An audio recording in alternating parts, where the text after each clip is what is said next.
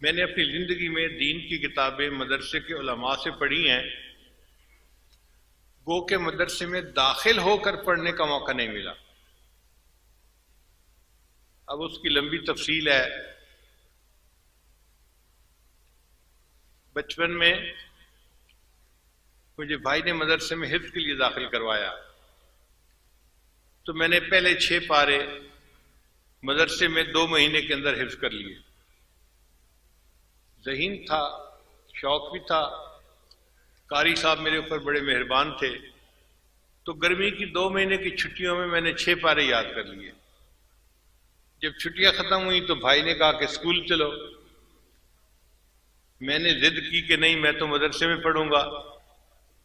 اس نے کہا نہیں، اسکول پڑھنا چھوڑنا نہیں ہے۔ وہ اسکول میں ٹیچر تھے، مجھے زبردستی اسکول لے گئے۔ واپس آیا تو میں امی کے سامنے خوب رویا، اور میں نے کہا امی میں نے اسکول نہیں جانا، میں نے تو مدرسے میں پڑھنا ہے۔ امی نے بھائی سے بات کی، بھائی نے کہا کہ نہیں اسکول اس کو پڑھانا ہے، اگر یہ مدرسے کی پڑھائی کرنا چاہتا ہے تو شام کو پڑھ لیا کرے۔ میں نے پوچھا کہ شام کو کیسے پڑھ سکتا ہوں؟ ان کا کہ استاد کا بندوبست میں کر دوں گا اور تم شام کو پڑھ لیا کرنا۔ تو ہمارے شہر میں ایک مفتی تھے، مفتی ولی اللہ صاحب، شہر کے مفتی اعظم بھی تھے، بڑے عالم تھے، ان کے دوست تھے۔ انہوں نے ان کو کہا کہ میرے بھائی نے کتابیں پڑھنی ہیں، آپ شام کو پڑھا دیا کریں۔ تو مفتی صاحب نے کہا ٹھیک ہے، میرے پاس آ جایا کرے، میں 2-3 گھنٹے دے کے پڑھا دیا کروں گا۔ تو انہوں نے مجھے فارسی پندنامہ سے کتابیں پڑھانی شروع کر دی۔ پھر مالا بدہ میں نے انہوں نے کتاب پڑھائی، پھر گلستان بوستان پڑھائی، پھر انہوں نے صرف اور نحو کی کتابیں پڑھانی شروع کی۔ شرح میات عامل تک میں نے ساری کتابیں ان مفتی صاحب سے پڑھی۔ اتنے میں میرا داخلہ اب آگے ہو گیا۔ جب میں یونیورسٹی میں پہنچا، یونیورسٹی لاہور میں، تو دل بڑا پریشان تھا کہ میری کتابوں کا سلسلہ کیا بنے گا۔ تو داخلہ ملنے کے بعد ہم نے یونیورسٹی کے گرد تھوڑا راؤنڈ لگایا کہ قریب میں کوئی مدرسہ ہے۔ تو ایک مدرسہ ضیاء العلوم کے نام سے بیگم پورہ محلے میں تھا۔ یہ بیگم پورہ محلہ بالکل یونیورسٹی کی دیوار کے ساتھ ہے۔ اس کے جو محترم تھے وہ چترال کے عالم تھے۔ میں ان کے پاس گیا اور میں نے انہیں کہا جی کہ میں یونیورسٹی کا طالب علم ہوں، لیکن میرے دل میں علم حاصل کرنے کا شوق بھی ہے، آپ اپنے اساتذہ سے بتا دیں کہ میں شام کو آ جایا کروں گا اور یہ حضرات مجھے کتابیں پڑھا دیا کریں۔ وہ بڑے خوش ہو گئے کہ یونیورسٹی میں انجینئر بننے والا طالب علم پڑھنے کے لیے مدرسے میں آئے گا۔ انہوں نے بڑی شفقت کی، چنانچہ ان کے مفتی حضرات اور دوسرے استاد حضرات نے مجھے کتابیں سبکن پڑھانی شروع کر دی۔ یہ کتابیں میں نے ان سے پڑھی اور پڑھتا رہا۔ اسی دوران میرے شیخ تھے سید زوار حسین شاہ رحمۃ اللہ علیہ، کراچی میں تھے۔ ان سے میں نے پوچھا کہ اگر مجھے کوئی مسئلہ پوچھنا ہو تو کن سے پوچھنا پڑے گا؟ انہوں نے مجھے فرمایا کہ جامعہ اشرفیہ میں ایک مفتی صاحب ہیں، ان کا نام ہے مفتی جمیل احمد تھانوی رحمۃ اللہ علیہ، آپ ان کے پاس چلے جایا کریں۔ میں ایک دن سائیکل چلا کے یونیورسٹی سے جامعہ اشرفیہ آیا، اس وقت بالکل پتلا دبلا لڑکا سا لگتا تھا۔ تو میں مفتی صاحب کے پاس گیا، مفتی صاحب ذرا مصروف تھے، مجھے دیکھ کے کہنے لگے کیسے آئے ہو؟ میں نے کہا جی مجھے میرے شیخ نے حکم دیا ہے تو میں اپنے مسائل پوچھنے کے لیے آپ سے آیا ہوں، جو پوچھنا ہے کام کی بات پوچھو، میرے وقت ضائع مت کرو۔ تو میں تھوڑا حیران تو ہوا کہ اس کا مطلب ہے مفتی صاحب بہت سخت آدمی ہے، طبیعت کے آدمی ہیں، بڑا نظم و ضبط ہے، تو یہاں پر ٹائم زیادہ نہیں ملنا۔ پھر میں نے ان سے بیٹھ کے بات کی، میں نے کہا مفتی صاحب میں سنت کا شیدائی ہوں، یہ الفاظ تھے، میں سنت کا شیدائی ہوں اور میں چاہتا ہوں کہ میں ہر کام سنت کے مطابق کروں، مگر مجھے پتہ نہیں ہے کہ کیسے کرنا ہے۔ میں آپ کے پاس آیا ہوں، آپ مجھے بتاتے جائیں، میں ایسے عمل کرتا جاؤں گا۔ اس بات کو سن کے مفتی صاحب بہت خوش ہو گئے۔ چنانچہ میں نے ان سے کھانے کی سنتیں پوچھیں، پینے کی سنتیں پوچھیں، لباس کی سنتیں پوچھیں، سونے جاگنے کی سنتیں پوچھیں۔ حیرانی کی بات ہے کہ ہمیں اس بات چیت کرنے میں 2.5 گھنٹے لگ گئے۔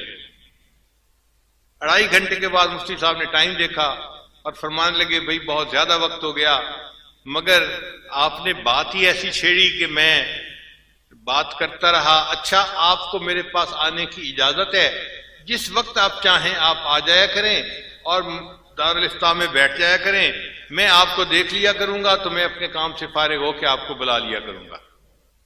چنانچہ اس کے بعد میں مفتی صاحب کے پاس جاتا تھا اور نماز کے بارے میں، وضو کے بارے میں، طہارت کے بارے میں جو مسائل ہوتے تھے میں حضرت مفتی صاحب سے پوچھتا تھا۔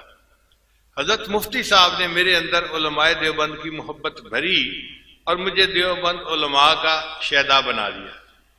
ان کی اتباع سنت، ان کے تقوی کو دیکھ کے مجھے محسوس ہوا کہ واقعی یہ وہ علماء ہیں جو علماء ربانیین ہیں اور ان سے دین سیکھ کر اس کے مطابق زندگی گزارنی چاہیے۔ پھر اس کے بعد بخاری شریف پڑھنے کا جب ٹائم آیا تو ایک تھے مولانا محمد جعفر صاحب، وہ بخاری شریف کے حافظ بھی تھے، قرآن کے حافظ بھی تھے۔ ان سے میں نے بخاری شریف کو پڑھا۔ درمیان میں 1-2 مرتبہ مجھے خیال بھی آیا کہ وفاق المدارس کا امتحان مجھے دینا چاہیے۔ میں نے اپنے ایک استاد سے پوچھا، استاد جی کیا میں امتحان نہ دے دوں؟ تو اس زمانے میں وفاق کا ادارہ نیا نیا بنا تھا اور امتحان دینے کا اتنا رواج نہیں تھا۔ وہ جو استاد تھے انہوں نے خود بھی وفاق سے امتحان پاس نہیں کیا ہوا تھا، تو وہ کہنے لگے کہ تمہیں کاغذ کی ڈگری چاہیے یا علم چاہیے؟ میں نے کہا جی علم چاہیے۔ کہنے لگا ٹھیک ہے، علم پڑھ رہے ہو تو ہم نے کون سا اپنے استادوں سے ڈگریاں لی ہیں، ہم بھی استادوں سے پڑھ کے عالم بنی ہیں، تم بھی پڑھ جاؤ۔ تو اس طرح میں امتحان نہ دے سکا، ورنہ مجھے اتنا یقین تھا کہ میں یونیورسٹی میں فرسٹ آنے والا طالب علم تھا، اگر میں امتحان دیتا تو پاس ضرور ہو جاتا اور وفاق کا مستند عالم بھی کہلاتا، مگر اللہ کو جو منظور وہی ہو کے رہتے ہیں۔ تاہم 2 ادارے ایسے ہیں کہ جنہوں نے مجھے عالم کی اعزازی ڈگری بھی جاری کی ہے، اس کو میں اپنے لیے سند سمجھتا ہوں اور اللہ کا احسان مانتا ہوں۔ ایک جہانیہ منڈی میں دارالعلوم ہے، جامعہ رحمانیہ اس کا نام ہے، وہاں کے محتمم ہر سال مجھے بخاری شریف کے افتتاح کے لیے یا اختتامی حدیث پڑھانے کے لیے بلایا کرتے تھے۔ ایک دن وہ مجھے کہنے لگے کہ حضرت آج آپ نے جلدی نہیں جانا بلکہ رکنا ہے۔ میں نے پوچھا کیوں؟ کہنے لگے اس لیے کہ ہم نے طلباء کی دستار بندی کروانی ہے اور آپ کی بھی دستار بندی ہونی ہے۔ میں نے محتمم صاحب سے پوچھا حضرت میری دستار بندی کس خوشی میں ہونی ہے؟ کہنے لگے کہ آپ نے جو دین کی خدمت کی ہے نا، اور آپ کے رشیا کے سفر کے حالات ہم نے سنے ہیں، تو ہمارے شورا نے فیصلہ کیا کہ ہم آپ کو اپنے مدرسے کی طرف سے اعزازی ڈگری جاری کریں۔ میں نے کہا حضرت یہ ٹھیک کیسے ہوگا کہ آپ مجھے اعزازی ڈگری؟ انہوں نے ایک رجسٹر اٹھایا، کہنے لگے دیکھو یہ حاضر رجسٹر ہے، میں نے سال کے شروع میں آپ کا نام طلباء کی فہرست میں لکھ دیا تھا اور پورا سال آپ دین کا کام کرتے رہے، میں آپ کی حاضری لگاتا رہا اور آپ باقاعدہ اس سال کے طلباء کی فہرست میں آپ کا نام شامل ہے، اب ہم آپ کو ڈگری دے سکتے ہیں۔ چنانچہ انہوں نے بھرے مجمع میں امامہ پوشی بھی کروائی اور مدرسے کی طرف سے اعزازی ڈگری بھی جاری کر دی۔ پھر اس کے بعد دوسری ڈگری قاسم العلوم ملتان کے جو محتمم تھے انہوں نے عطا کی۔ انہوں نے بھی یہی الفاظ کہے کہ آپ کی دینی خدمات کو ہم نے دیکھا ہے اور اللہ نے بہت لوگوں کی زندگیوں کو بدلا ہے، اب ہم چاہتے ہیں کہ مدرسے کی طرف سے آپ کو اعزازی ڈگری دیں۔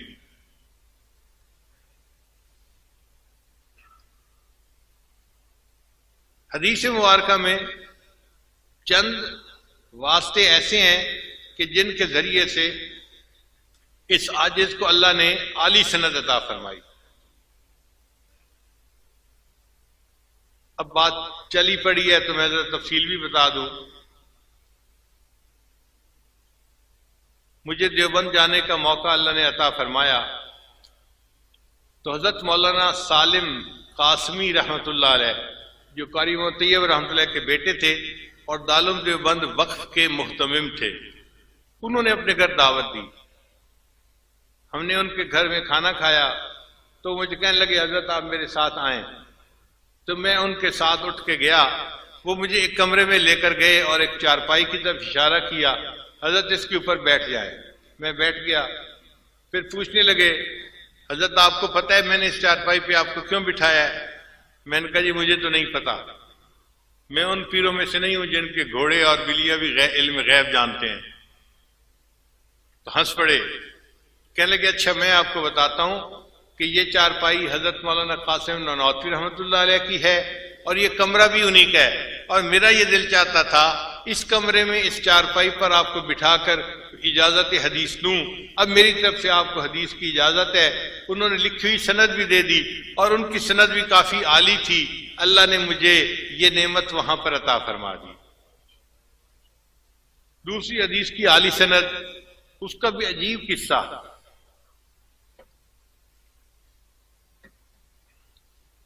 حرم میں حج کرنے کے بعد کچھ دنوں کے لیے ہم ٹھہرے ہوئے تھے. تو ایک دن عصر کی نماز میں نے حرم میں پڑھی تو میں نے دیکھا کہ ایک پتلے دبلے سے ہیں بڑے میاں, وہ بیٹھے اور ان کے گرد آ کر طلباء نے حلقہ بنا کر بیٹھنا شروع کر دیا. طلباء نے سرخ رومال باندھے ہوئے تھے, عربی طلباء جو ہوتے ہیں, اور ان کے ہاتھ میں کتابیں تھیں. اور جو حدیث کی کتابیں ہوتی ہیں نا وہ اپنے سائز سے ایک نظر سے پہچانی جاتی ہیں. سکولوں کالجوں کی کتابیں اور طرح کی ہوتی ہیں اور جو دینی کتابیں ہیں ان کا سائز اور طرح کا ہوتا ہے. تو جب میں نے دیکھا کہ یہ طلباء ان کے گرد بیٹھ رہے ہیں تو مجھے بھی دلچسپی ہوئی, تو میں ذرا آگے ہوا. اب ایک طالب علم نے پہلی حدیث مبارکہ کی بخاری شریف کی تلاوت کی تو ان بزرگوں نے سب کو اجازت دی. مجھے دل میں خیال آیا کہ جو بزرگ حرم میں بیٹھ کر حدیث کی اجازت دے رہے ہیں یہ کوئی عالی سند والے عالم ہوں گے. تو میں نے ان کے خادم سے کہا کہ حضرت کا تعارف کیا ہے؟ اس نے کہا جی حضرت کا نام ہے مولانا احمد علی, یہ انڈیا کے ہیں اور رہتے انگلینڈ میں ہیں, اور ان کی حدیث کی سند اتنی عالی ہے کہ پاکستان کے بڑے بڑے علماء ان کے پاس آ کر حدیث کی سند لیتے ہیں. میں نے کہا مثلاً؟ کہنے لگا مثلاً حضرت مفتی تقی عثمانی دامت برکاتہ. جب اس نے نام لیا تو میں نے سوچا کہ واقعی اگر ہمارے شیخ الاسلام دامت برکاتہم جیسے بڑے حضرات جو جبال العلم میں سے ہیں انہوں نے ان سے حدیث کی اجازت لی تو ان کی عالی سند ہوگی. تو میں نے اس سے کہا کہ بھائی کیا حضرت سے مجھے اجازت حدیث مل سکتی ہے؟ اس نے کہا آپ کا نام کیا ہے؟ میں نے کہا نام میرا ہے ذوالفقار احمد نقشبندی. اب یہ نام سن کے نا وہ بندہ تو اچھل پڑا اور وہیں بیٹھے بیٹھے حضرت حضرت حضرت اونچا اونچا کہنے لگا. حضرت نے فرمایا بھائی کیا ہوا؟ حضرت آپ نے میرے ذمہ لگایا ہوا تھا کہ اگر یہ بندہ مل جائے کہیں تو مجھے بتانا, میں نے ان سے ملاقات کرنی ہے. وہ صاحب ہی آئے بیٹھے ہیں. اب حضرت نے نام سنا تو وہ کھڑے ہو گئے تو میں بھی کھڑا ہو گیا. حضرت سے دوبارہ معانقہ کیا, ملاقات کی. تو میں نے عرض کیا کہ حضرت میں اس لیے آپ کے پاس حاضر ہوا ہوں کہ آپ مجھے حدیث کی اجازت دے دیں. وہ فرمانے لگے کہ میں جب گھر سے چلا تھا حج کے ارادے سے تو میں نے اس وقت یہ ارادہ کیا تھا اگر اس سفر میں کہیں میری آپ سے ملاقات ہو جائے گی تو میں آپ کے ساتھ مل کر توبہ کے کلمات پڑھوں گا. چونکہ میں نے نیت پہلے کی ہوئی تھی, آپ نے تو آج کی ہے حدیث کی اجازت کی, پہلے آپ مجھے توبہ کے کلمات پڑھائیں پھر میں آپ کو حدیث کی اجازت دیتا ہوں. اللہ کی شان دیکھیے جی, ان کے حکم پر میں نے حرم میں بیٹھ کے وہیں ان کو توبہ کے کلمات پڑھائے اور پھر انہوں نے حدیث کی اجازت دی. اور ان کی حدیث کی اجازت جو ہے وہ حضرت مولانا فضل الرحمان گنج مراد آبادی رحمۃ اللہ کے واسطے سے واقعی باقی سب سے عالی بن جاتی ہے. ایک تیسری سند جو حدیث کی مجھے ملی وہ بھی عجیب. ہم لوگ ترکی گئے تو ہمیں کسی نے بتایا کہ یہاں پر ایک بڑے بزرگ گزرے ہیں علامہ زاہد الکوثری رحمۃ اللہ علیہ, جن کو امام اعظم ابو حنیفہ رحمۃ اللہ علیہ کا کہ دفاع کرنے کا اعزاز حاصل ہے. انہوں نے بڑی اعلیٰ کتابیں لکھی, عربوں نے بھی اس کی بڑی تعریف کی. تو ان کے ایک آخری شاگرد, ان کا نام ہے شیخ امین سراج رحمۃ اللہ علیہ, وہ ابھی زندہ ہیں اور ان کو حکومت نے نادر ہستیوں میں شامل کر کے ان کے لیے خود ڈاکٹروں کی ٹیم ان کے ساتھ لگائی ہوئی ہے، ان کی صحت کا خیال رکھیں تاکہ یہ تاریخی ہستی بیمار نہ ہو جائے۔ وہ ابھی زندہ ہے، مگر وہ 5 نمازیں اپنے گھر کی مسجد میں پڑھتے ہیں، صرف جمعہ کی نماز کے لیے وہ آتے ہیں، اور جمعہ کی نماز کے لیے بھی مسجد کے ساتھ ایک شیشے کا کمرہ بنایا گیا ہے، وہاں وہ نماز پڑھتے ہیں۔ لوگ ان سے نہیں مل سکتے، وہ لوگوں سے نہیں مل سکتے، کیونکہ ملنے سے وائرس پھیلتا ہے، بیکٹیریا پھیلتا ہے، بیماریاں پھیلتی ہیں، اور یہ شخصیت چونکہ قومی شخصیت ہے، اس لیے ان کی صحت کا خیال رکھنا ڈاکٹروں کی ذمہ داری ہے۔ وہ ڈاکٹروں کے ساتھ آتے ہیں، نماز پڑھ کے چلے جاتے ہیں۔ خیر ہم نے اللہ سے بڑی دعا مانگی، 2 دن نفل پڑھتے رہے صلاۃ الحاجت کے، کہ یا اللہ ہمیں توفیق عطا فرما، ہم ان کی زیارت بھی کریں اور ان سے اجازت حدیث بھی لے لیں۔ مجھے ایک عالم نے بتایا وہ جلدی حدیث کی اجازت نہیں دیتے، وہ کہتے ہیں کہ 10-15 دن میرے ساتھ رہو اور درس میں بیٹھو، پھر حدیث کی اجازت دوں گا۔ اب ہم پریشان کہ ہمارا تو سفر تھا 1-2 دن کے بعد، تو ہم 10-15 دن تو نہیں رہ سکتے، اگر انہوں نے یہ شرط لگا دی تو مشکل ہو جائے گی۔ بہرحال دعائیں مانگتے رہے اللہ کی شان کہ وہ جمعہ کے لیے مسجد میں تشریف لائے۔ ان کا ایک خادم تھا، وہ کمرے سے باہر نکلا تو میں نے اس سے بات کی، میں نے کہا کہ بھائی میں اس طرح پاکستان سے آیا ہوں اور یہ میرا نام ہے، اور آپ حضرت کو میرے سلام بھی دیں اور عرض کریں کہ اگر حدیث کی اجازت دے دیں تو ان کا میرے اوپر بڑا احسان ہوگا۔ خادم نے جا کر ان کو نام بتایا تو وہ فرمانے لگے کہ یہ نام تو میں نے پہلے سنا ہوا ہے، یہ پاکستان کے شیخ آئے ہیں، تو اب میرا بھی دل چاہتا ہے کہ میں ان سے ملاقات کروں، ان کو اندر لے آؤ۔ لو جی ہمیں کمرے کے اندر جانے کا موقع مل گیا۔ جب کمرے کے دروازے پر میں پہنچا نا تو ڈاکٹر نے مجھے روک لیا، جی آپ پاکستان سے آئے ہوئے ہیں اور آپ کے ملک میں تو ہائیجینک کنڈیشن اچھی نہیں ہے، تو آپ تو ان سے نہیں مل سکتے۔ میں نے کہا بھائی میری بھی چاہت تھی اور شیخ نے بھی یاد کیا تھا، اس لیے میں آیا ہوں۔ ان کا نہیں، آپ کو ہم اس کمرے میں نہیں آنے دیتے۔ پھر اس نے دوسرے ڈاکٹروں کو کہا جی یہ پاکستان سے آئے ہیں، ان کو اس کمرے میں داخل نہیں ہونے دے سکتے۔ تو اور ڈاکٹر بھی آگے قریب آ گئے، اب جانا مشکل اندر۔ تو شیخ امین سراج نے دیکھا تو انہوں نے عربی زبان میں ان سے بات کی کہ تم اس بندے کو کیوں روکے ہوئے ہو؟ ان کا جی آپ قومی ورثہ ہیں اور آپ کی جان کی حفاظت ہماری ذمہ داری ہے، آپ کوئی عام آدمی نہیں ہے، اور یہ پاکستان پسماندہ ملک سے آئے ہیں اور ان کے ذریعے سے آپ کو بیماری لگ سکتی ہے۔ تو شیخ نے انہیں فرمایا بھئی اگر ان کے ذریعے سے مجھے بیماری لگ سکتی ہے نا تو میں کل کی بجائے آج مرنے کو تیار ہوں، مجھے ان سے ملاقات کرنے دو۔ الحمدللہ کہ پھر شیخ سراج آگے تشریف لائے دروازے پر، وہیں پر انہوں نے معانقہ فرمایا اور حدیث کی اجازت دی، اور ان کی حدیث کی اجازت کی سند بھی بہت عالی ہے۔ یہ 3 سندیں تھیں جو الحمدللہ بہت عالی تھیں اور اللہ نے اپنی رحمت سے عطا فرما دی۔ ایک اور سند جو ہمیں اس دفعہ ملی، چند دن پہلے ہمیں سمرقند بخارا جانے کا موقع ملا، پوری دنیا کے مختلف ملکوں سے مشائخ آئے ہوئے تھے۔ تو مجھے کمرے میں ایک صاحب کہنے لگے کہ حضرت شام کے ایک عالم آئے ہیں، سید ہیں، اور ان کی حدیث کی نسبت بڑی عالی ہے، اور بخارا کے علماء ان کے کمرے میں جا رہے ہیں ان سے حدیث کی نسبت لینے کے لیے۔ تو میں نے کہا کہ بھائی اگر بخارا کے علماء حدیث کی نسبت لینے کے لیے جا رہے ہیں تو مجھے بھی لے جاؤ ان کے کمرے میں۔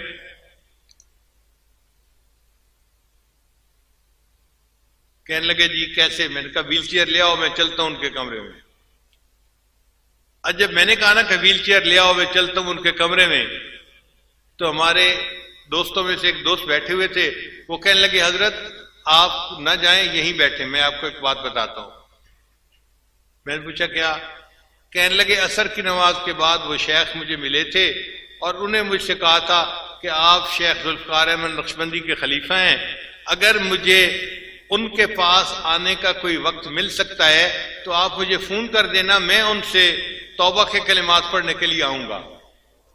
تو انہوں نے تو پہلے سے مجھے کہا ہوا ہے، تو میں ان کو فون کر دیتا ہوں، وہ خود تشریف لے آئیں گے۔ میں نے کہا ٹھیک ہے۔ چنانچہ انہوں نے فون کیا تو وہ جو عالم تھے وہ اسی وقت اپنے ایک اور شیخ کے ساتھ تشریف لے آئے۔ وہاں پر انہوں نے آ کر توبہ کے کلمات پڑھے اور اس عاجز نے ان سے حدیث کی اجازت کے لیے درخواست کی، تو انہوں نے بھی حدیث کی اجازت عطا فرما دی۔ میں نے ان سے پوچھا کہ آپ کی حدیث کی اجازت عالی کیسے بنتی ہے؟ اس نے کہا جی کہ پورے پاکستان میں حدیث کی جو سند چل رہی ہے اس میں قریباً 20 کے قریب واسطے بنتے ہیں نبی علیہ السلام تک، اور جو میری سند ہے اس میں 15 واسطے بنتے ہیں۔ اتنے کم واسطوں کے ساتھ ان کا تعلق تھا۔ تو ہم نے پوچھا کہ آپ کی سند کیسے ہے؟ پھر انہوں نے تفصیل بتائی کہ میری سند جو تھی وہ علامہ شامی ابن عابدین رحمۃ اللہ علیہ کے واسطے سے نبی علیہ السلام تک پہنچتی ہے، اور اس وقت پوری دنیا میں حدیث کی اجازت کی یہ سب سے چھوٹی سند ہے، اس کے سوا اور کوئی سند نہیں ہے۔ پھر انہوں نے چھپی کتاب بھی ہمیں دکھائی۔ انہوں نے حدیث کی سند حاصل کی تھی علامہ عبداللطیف فرفور سے۔ یہ فرفور وہ بزرگ ہے کہ جنہوں نے علامہ شامی رحمۃ اللہ کی کتاب کے اوپر حاشیہ لکھا ہے اور اس کی تفصیل لکھی ہے۔ عجیب انہوں نے کام کیا ہے۔ وہ کہنے لگے کہ میرے شیخ کو کسی ملک میں وفات ہوئی تو سرد خانے کے اندر رکھ دیا گیا، پھر 1 ہفتے کے بعد ان کی لاش شام میں لائی گئی، ہم نے ان کو غسل دیا، اور جب ان کا جنازہ تیار کر کے رکھا تو وفات کے 1 ہفتے کے بعد بھی ان کی گردن کی رگ ہمیں پھڑکتی ہوئی نظر آ رہی تھی۔ ایسے بزرگ تھے۔